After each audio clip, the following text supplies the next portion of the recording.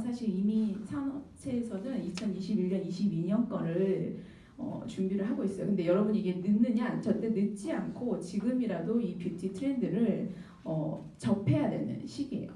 제가 이번 2020년 뷰티 트렌드를 제목을 뷰티 이즈 트렌스라고 지어봤습니다. 이게 제가 지은 거예요. 왜냐? 김남도 교수님도 자기가 짓잖아요. 그렇죠? 그래서 뭔가 이 전체 트렌드를 아우를 수 있는 이름이 필요했는데 뷰티 이즈 트렌스라고 지었어요. 트랜스라는 말이 사실 트랜스를 단독으로 쓰지 않죠. 트랜스퍼, 트랜스젠더 이렇게 뭔가 전환하고 바뀌어질 때 트랜스라는 거를 접두어를 써서 영어에서 표현을 하는데 원래 마케팅하는 사람들은 말을 만들어내는 게 힘들어요. 다 똑같은데 새로운 단어를 자꾸 얘기해서 새로운 것처럼 보여야 되니까 사실 체인지예요. 기존의 프레임하고 지금 이제 4차 산업혁명이 시작하면서의 트렌드 프레임이 완전히 뒤바뀌었어요. 그래서 그전에는 트렌드에 관심이 없었다고 하면 지금부터는 관심을 가지셔야 앞으로 미래를 좀 적응해 나갈 수 있으실 것 같아요. 기존 거는 몰라도 돼요. 이제 다 바뀌었으니까. 근데 체인지보다 그냥 체인지는 우리가 생각하기에 그냥 변한 거, 조금 달라진 거이지만 트랜스는 굉장히 뭔가 그 체계 자체를 바꾸는 더 체인지보다 강력한 단어라고 생각을 해서 제가 뷰티 이즈 트렌스라고 했어요. 사실 문법에는 맞지는 않아요. 근데 문법에 맞지는 않지만 직관 리서치 컨 이렇게 네 가지 사례를 들어가면서 뷰티 테크가 어떤 트렌드를 가지고 있는지 설명을 드리도록 하겠습니다. 먼저 영상 한번 살펴보도록 할게요. 이 영상은 증강현실 기술을 활용한 이런 뷰티 어드바이저를 제공하는 모디페이스라는 회사의 소개 영상이에요. 한번 보시면 그냥 대본에 이해가 되실 겁니다.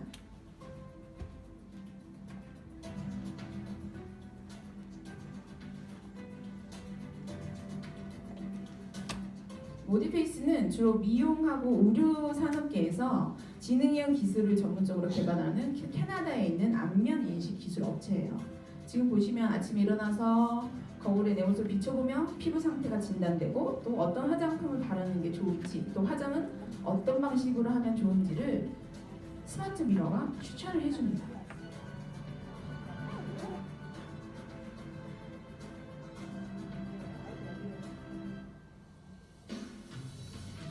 이 모디페이스는 로레알이 인수를 해버렸어요. 얘가 자꾸 이제 특허를 내서 다른 브랜드들하고 다 이제 조연을 해서 각자 비슷한 걸 만들어내니까 너 그냥 우리 것만 만들어라고 아예 통째로 사버렸어요. 로레알이. 대기업들이 참 돈이 좋죠. 다음 또 한번 영상 보도록 하겠습니다.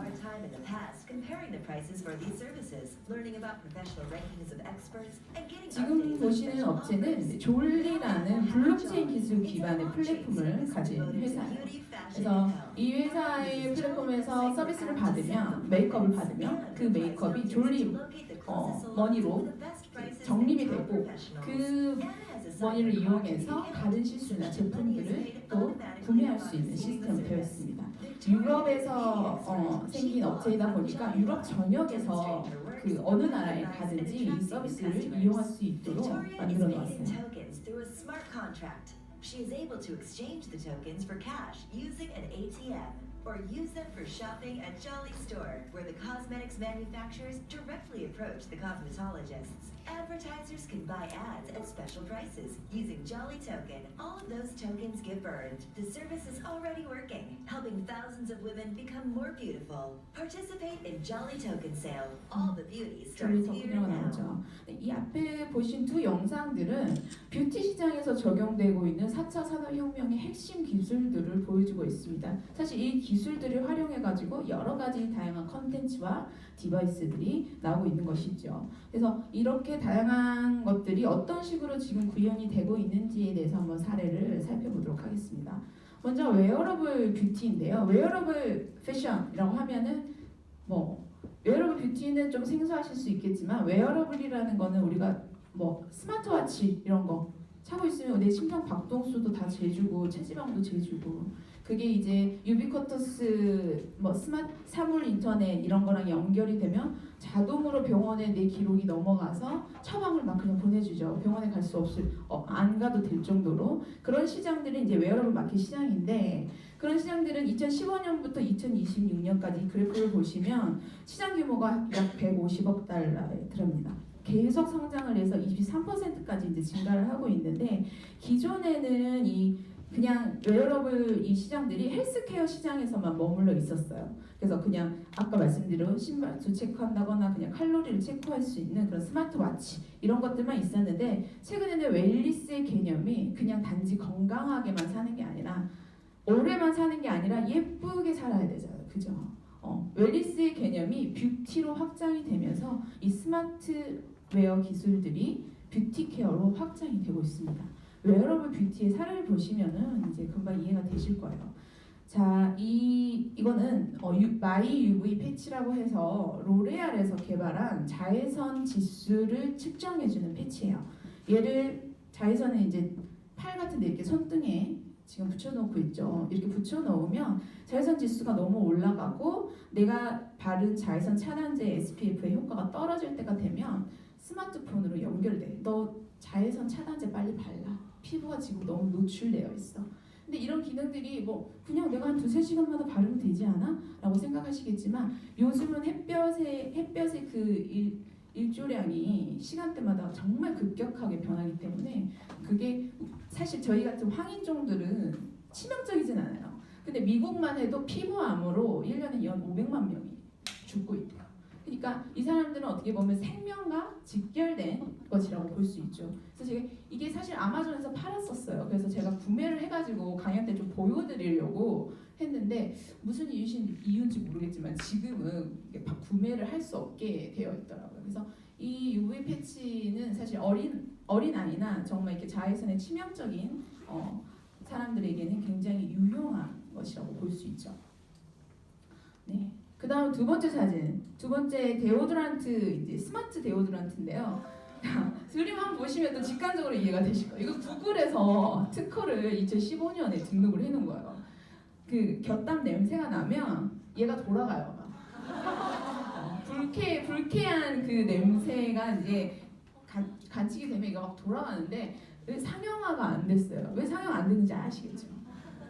그래 냄새는 없앨 수 있지만 나의 부끄러움은 누구의 몫이에요, 그죠? 이게 막 이렇게 돌아가면 그래서 일단은 지금 이 스마트 기술들이 그러니까 시나리오, 아이디어는 많이 나와 있는데 실질적으로 사람들이 사용할 수 있게끔 되어 있는 거는 약간 이게 상용화되긴 조금 어려워요. 그렇지만 이런 것도 감지는 해낼 수 있다는 거. 사실 우리나라 사람들도 마찬가지로 외국 사람들은 정말 땀 냄새 되게 심하거든요. 우리나라는 마늘 냄새, 원래는 뭐 버터 냄새, 뭐 이런 것들, 치즈 냄새 이런 것들이 있을 텐데 좀 세련되게 개발이 되면 이렇게 우리가 맨날 이렇게 제모나 데오드란트를 걱정하지 않아도 되는 유명한 기술이 될 수도 있을 것 같아요. 이거는 상용화되고 있는 기술이에요. 이거 딱 보면 어떤 게 떠오르신가요?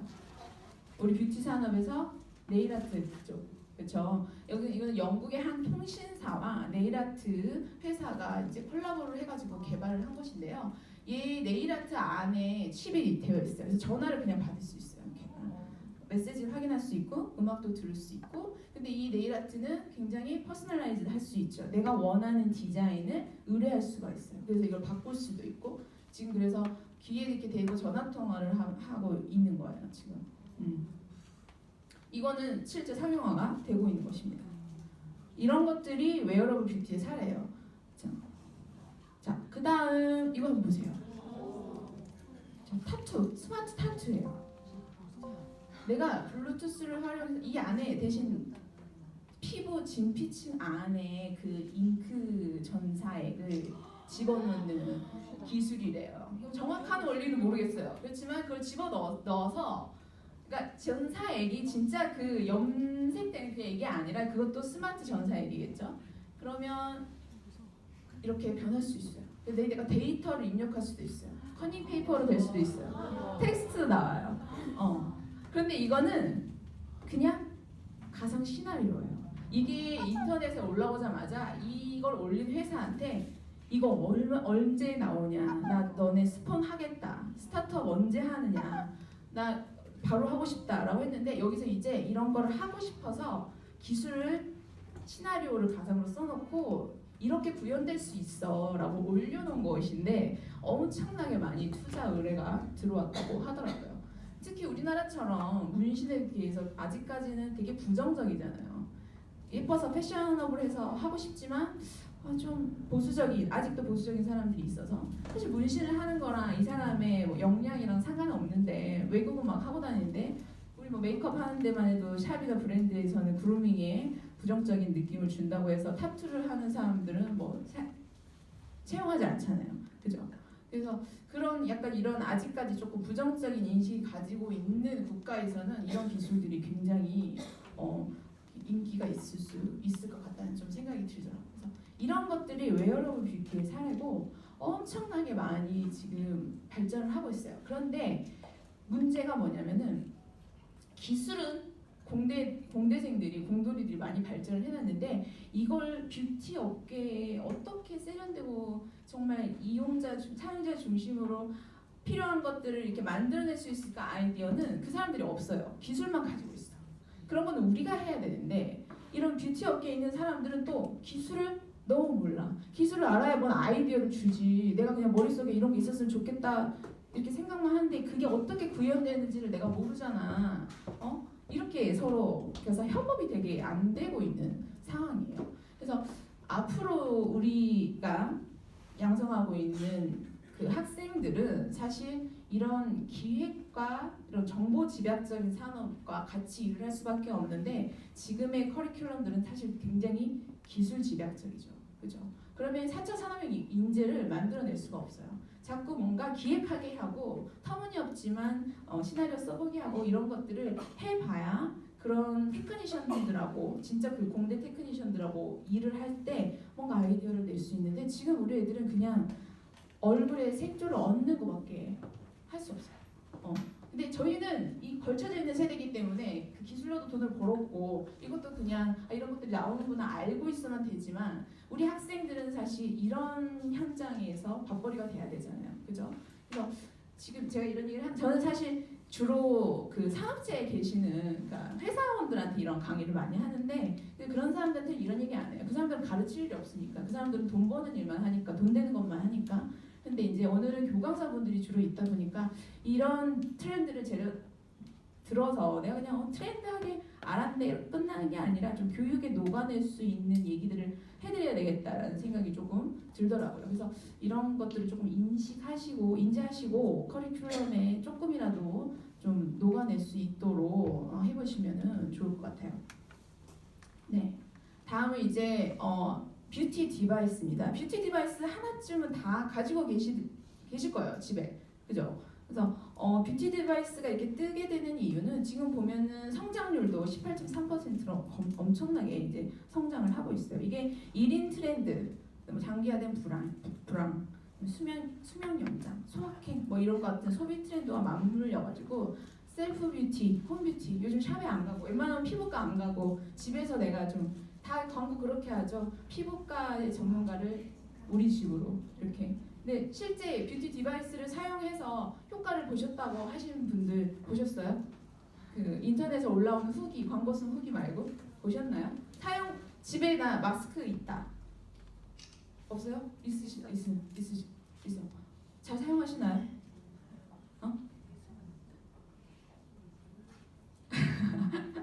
요즘 학생들 되게 많이 써요. 클렌저부터 시작해서 그렇죠?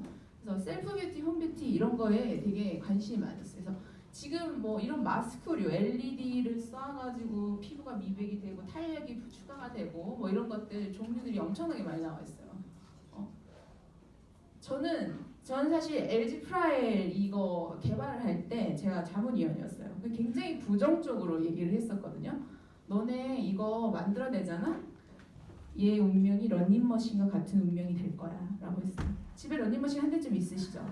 빨래 건조대로 사용하시는? 그죠? 우리가 왜 굳이 돈을 주고 헬스클럽에 갑니까? 트레이너를 쓰고 내 스스로 하기가 어려워. 그런 사람들 정말 1% 독한 년들, 그죠? 다이어트에 성공한 그런 사람들은 있지만 우리 대부분의 그냥 소시민들은 스스로 하기가 어려워요. 얘들도 마찬가지예요. 굉장히 광고는 그냥 쓰고만 있으면 효과가 있어 라고 하지만 쓰고 TV도 볼 수가 없었어. 초반에는 그냥 이렇게 있어야 돼. 심심해. 그래서 자꾸 바꿔줘야 돼. 애가 옆에서 막 엄마! 안 보여. 애가 안 보여. 그래서 이제는 눈도 보이기도 했는데 저걸 쓰고 뭔가를 하는 거는 또 TV밖에 볼 수가 없어. 밥도 하고 애도 봐야 되는데 이거 누가 하고 있는지 아세요? 저 아시는 분은? 아들이. 아이언맨 마스크보다 더 강력한 마스크가 나타났다. 얘는 불도 나와. 얘들아. 친구들 다 한 번씩 써보라고. 정작 엄마보다는 아들이 효과를 보고 있어. 그런 사실 운명이에요. 왜냐면 아직까지 이게 나쁘다는 게 아니라 아직까지 진짜 사용자 중심에 엄청 좀 편하고 효과적이면서도 집에서도 정말 마음대로 할 수 있게 만들어놓지 않았어요. 이제 더 발전하면 괜찮아지겠죠. 그래서 저는 만들지 말라만은 안 했지만 이렇게 만들 거면 안 만드는 게 나아. 피부과를 너네 이길 수 없어. 그리고 우리나라는 의료법이 있어가지고 그 병원의 주파수를 홈뷰티에서 사용할 수 없어요. 모르셨어요? 진피층까지 투과되는 거는 의료법 위반이에요. 그거 잡혀 들어가요. 그렇기 때문에 굉장히 얕은 층까지만 할 수 있어요. 그러니까 효과가 더뎌요. 더디고 이 피부과를 이것도 하지만 피부과도 가야 해요. 네.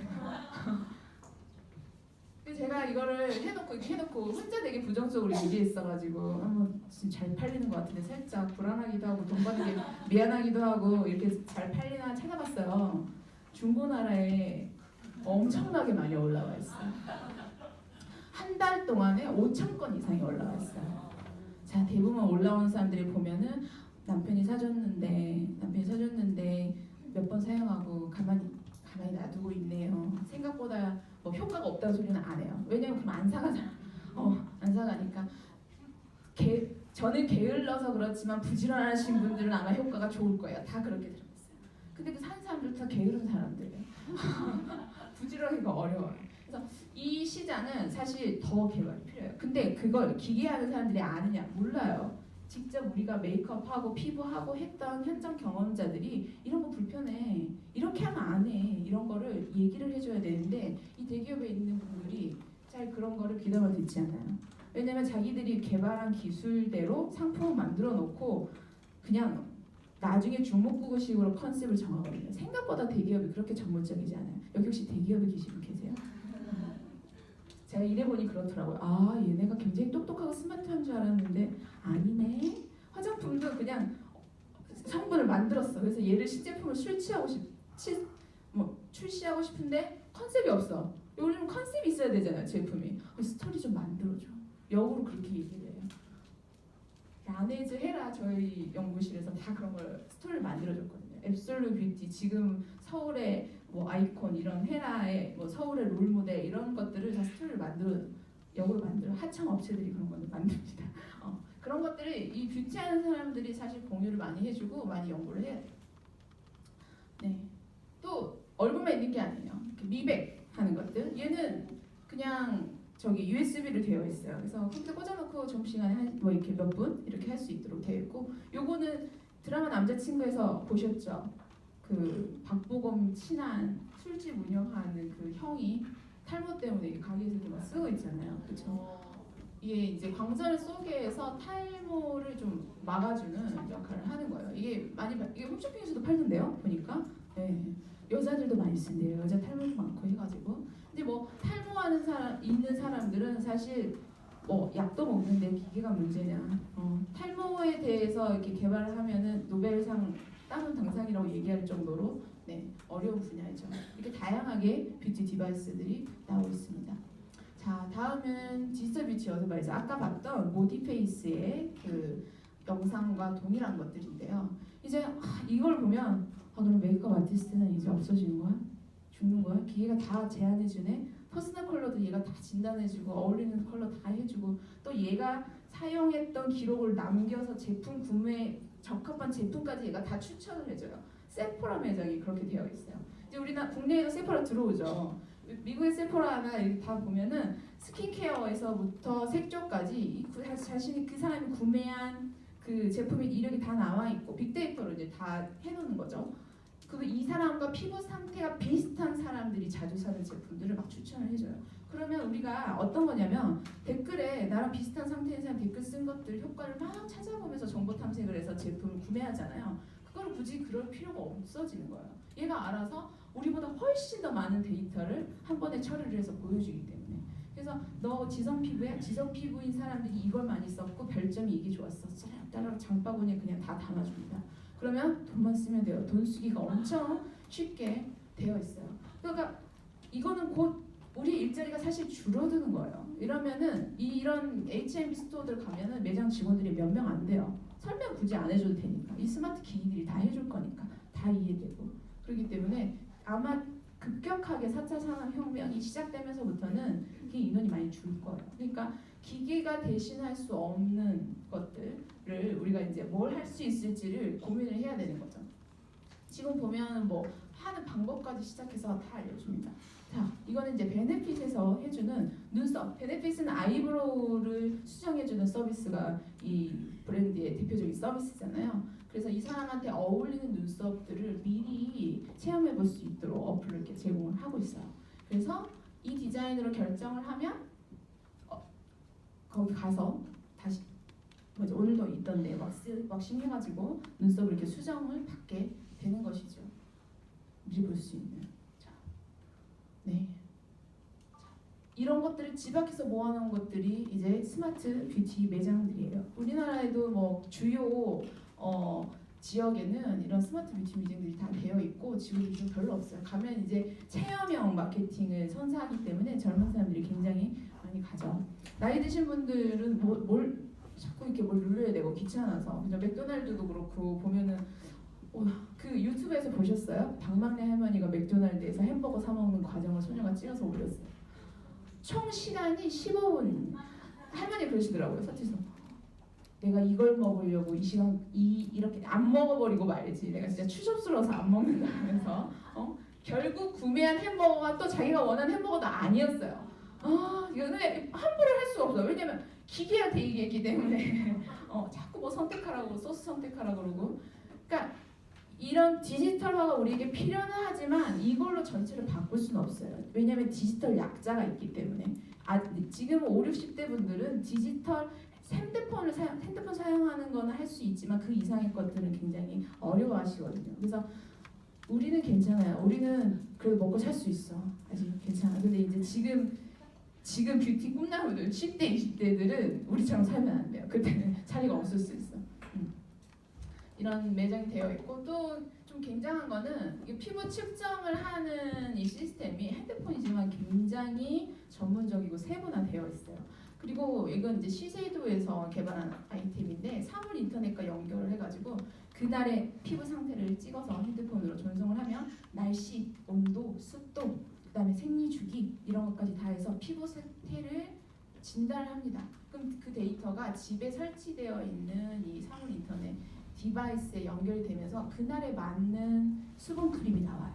그러니까 내가 그날 더 건조하면 더 수분 함량이 높은 거, 영양이 모자라면 영양을 더 함유해가지고. 뉴스킨은 있어요? 근데 이거 사용하시겠어요? 이 기기도 사야 되고 얘네를 자꾸 리필해줘야 돼요. 불편하지 않아요? 그죠? 근데 내가 더 바르고 말지. 저는 약간 기기를 싫어하는 사람인 것 같아요. 그래서 대기업에서 저 되게 싫어하더라고요. 그래서 한 2, 3년 전까지만 해도 되게 막 LG에서 부르고 아무리 퍼시픽에서 불렀는데 자꾸 제가 부정적인 얘기하니까 잘 안 부르더라고요. 근데 우리가 또 입에 발레서를 해줄 수는 없으니까 아닌 건 아닌 거라고 얘기를 해줘야 되니까. 네, 사실 이런 단계까지 개발이 되어 있어요. 그래서 요즘 화장품들 보면은 뭐 그 사람한테 맞게 배달해주는 시스템도 있고 굉장히 그 개인화, 맞춤화를 하기 위해서 노력하고 있죠. 이것도 이제 그런 것들 중에 하나인 것이죠. 네, 적인 거예요. 이제 세미 서지컬. 이제 집에서 그냥 내가 반 성형을 할 수 있어요.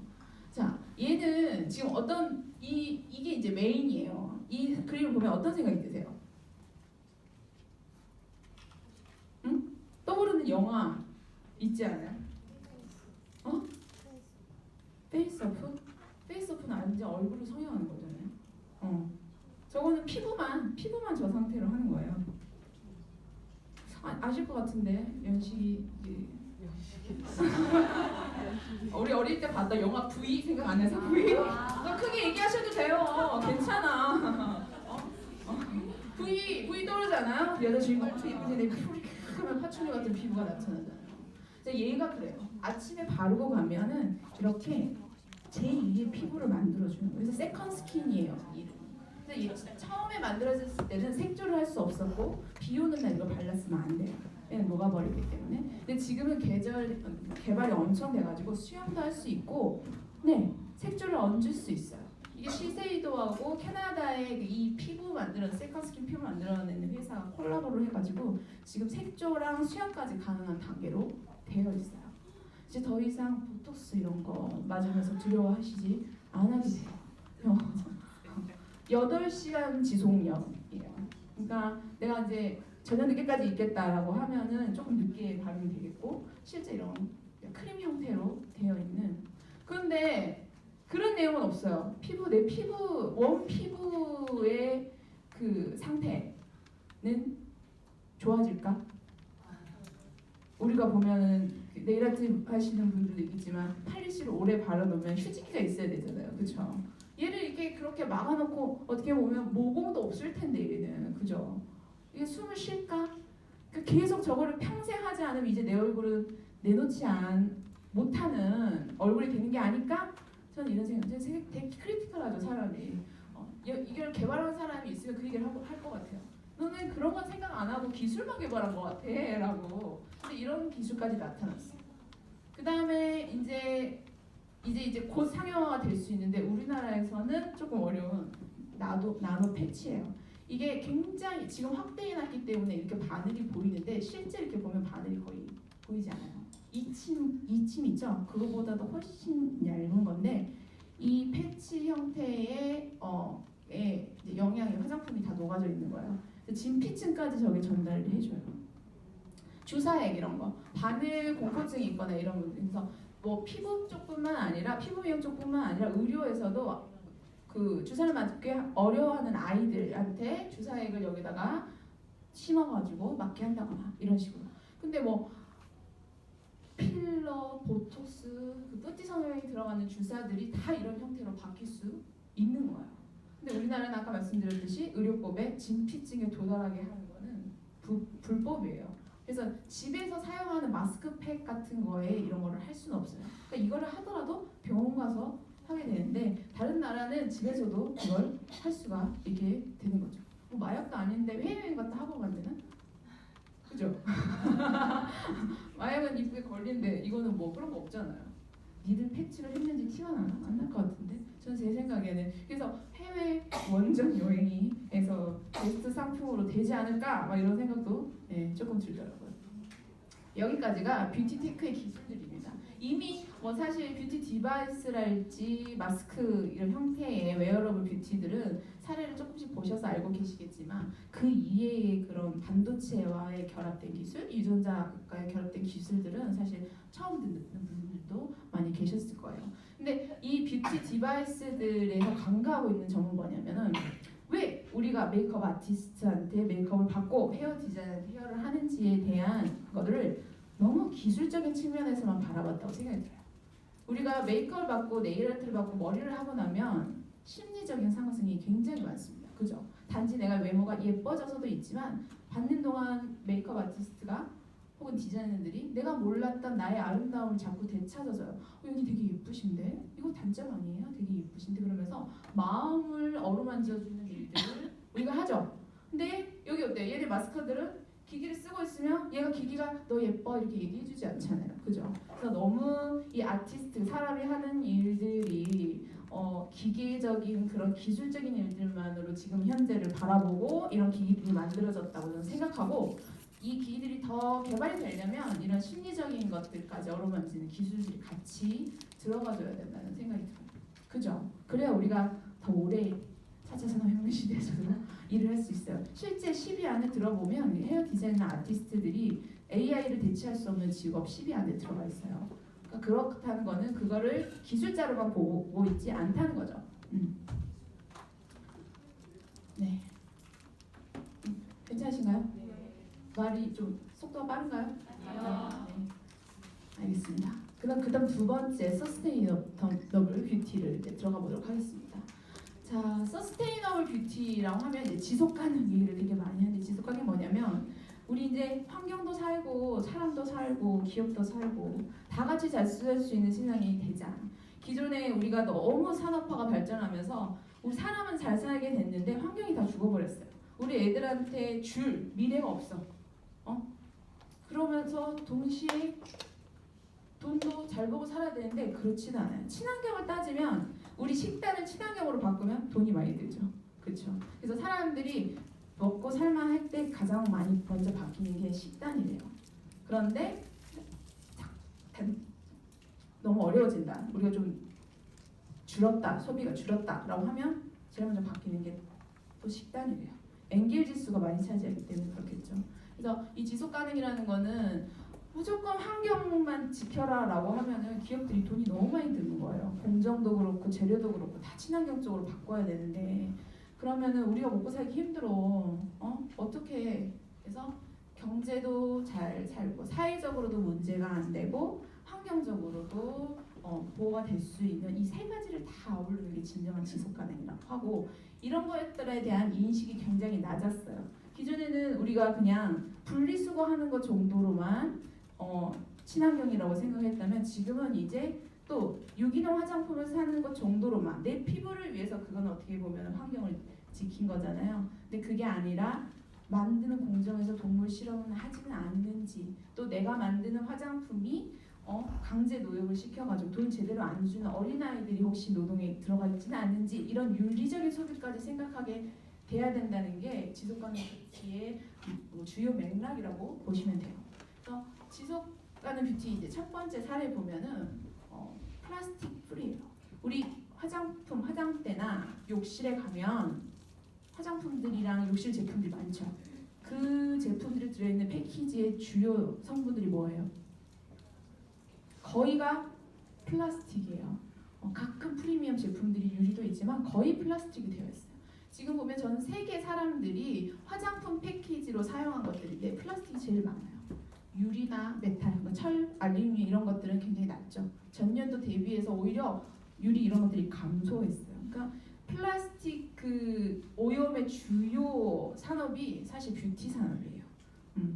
그래서 화장품 패키지를 많이 바꾸고 있는 노력을 하고 있고 또 사람들이 화장품을 사는 데 있어서 이게 친환경적인 가치가 있는지에 대해서 따지기 시작했어요.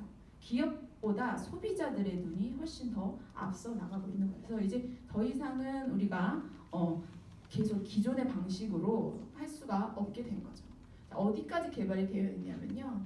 아베다하고 악실러즈 여기 이 악실러즈라는 브랜드는 립스틱 전문 브랜드예요. 얘네 자체가 100% 재활용할 수 있는 알루미늄 소재로 되어 있고요. 아베다는 이 1차 패키지도 재생 용지로 되어 있어요. 그래서 얘를 다 쓰고 버려도 환경 오염이 되는 거는 하나도 없는 거예요. 거의 100% 재생해서 사용할 수 있기 때문에. 또 이 롤리라는 브랜드 보면 이 화장품 패키지인데 딱 보면 뭐가 생각나시나요? 왠지 그죠? 주방에 있어야 될 오일병이랑 뭐 그런 것들 같죠. 근데 얘네는 다 화장품이에요.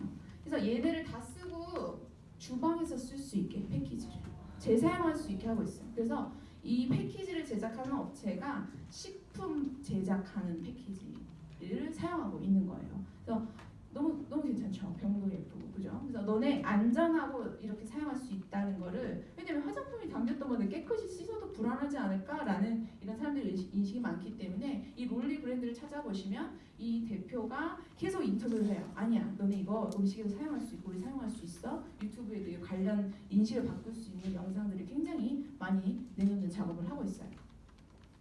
자, 그다음은 로레알에서 있는 이제 바디 제품 관련된 것들인데요.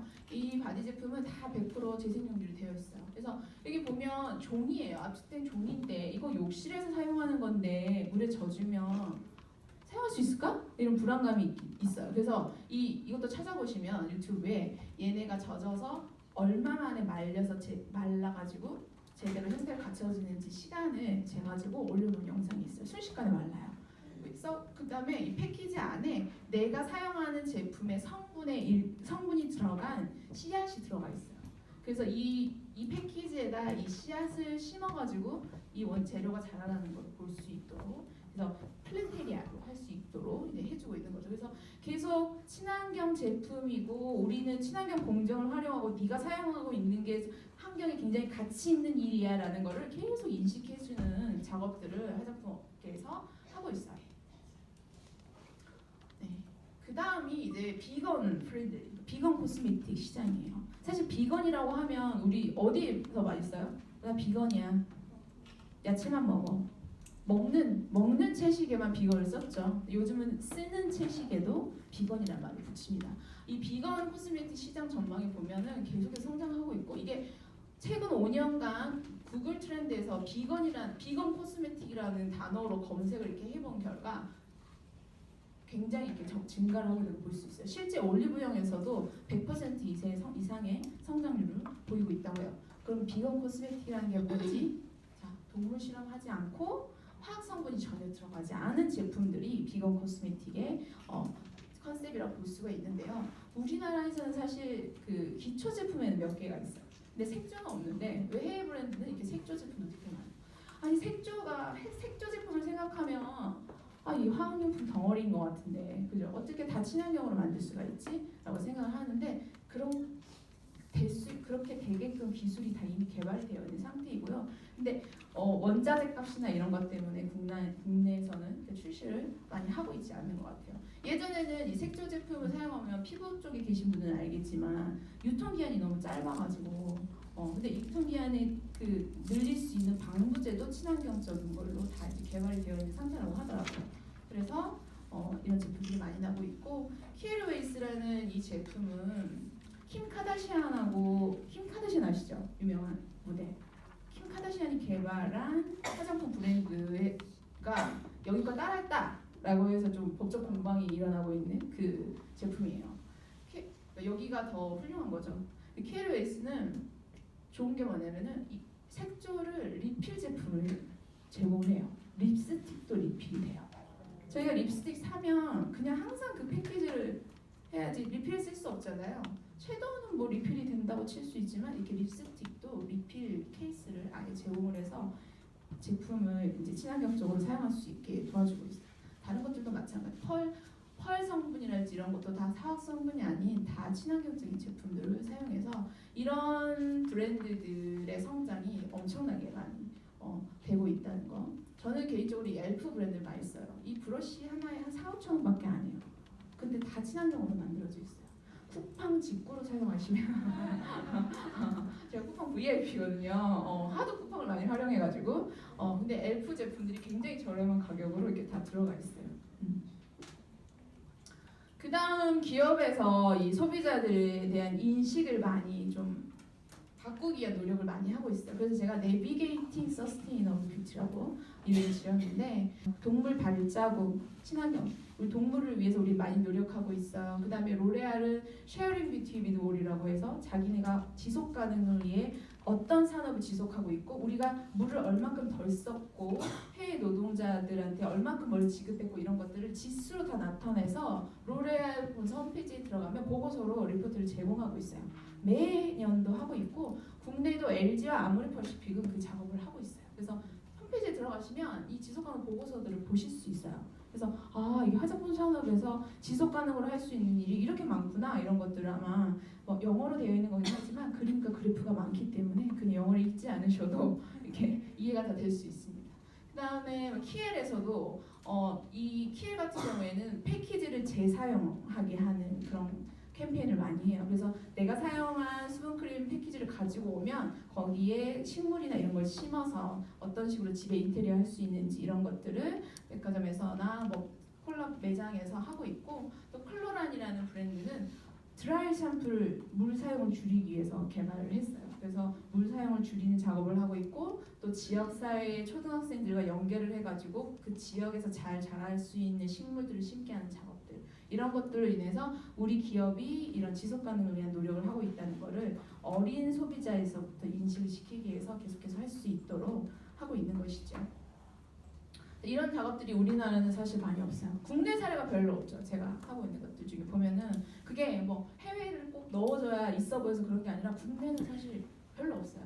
근데 아모레퍼시픽이 우리나라는 그래도 진짜 많이 하고 있거든요.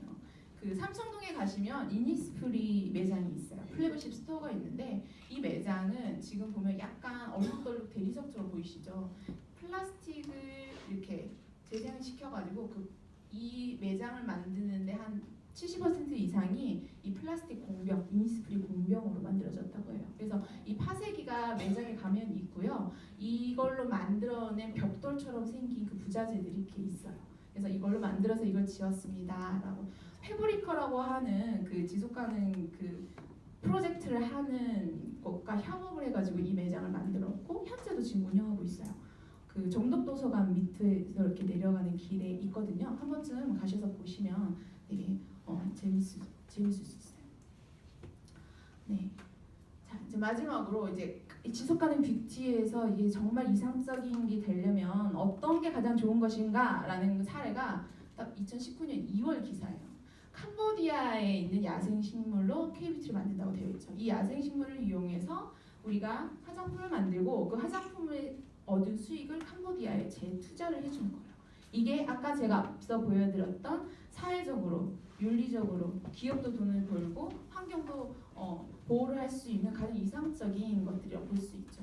국내 K뷰티가 막 이렇게 성장을 하기 때문에 우리 그 K뷰티의 그 기반이 되는 나라들이 사실 중국과 아세안 지역이거든요. 그런 지역한테 재투자를 우리나라가 해준다면 K뷰티에 대한 인식이 훨씬 더 좋아질 수 있는 작업이겠죠. 그래서 굉장히 우수한 사례에서 한번 보여드리고 싶었어요. 네, 저희가 이제 반을 했습니다. 물 한 모금만 마셔도 될까요?